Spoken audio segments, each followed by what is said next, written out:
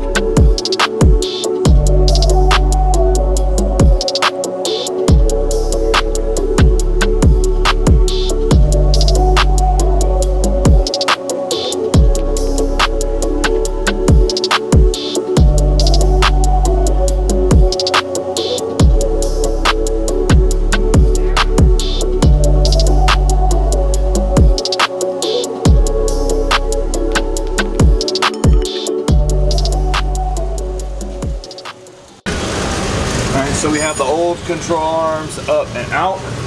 Boop, boop, boop. These things are absolutely freaking destroyed. Those are what you call dangerous, not roadworthy. They will kill you. Old and busted, new hotness, baby. Oh yes. Not only are we doing the lower control arms, but we're doing the function 7 subframe brace as well. Connie goes up here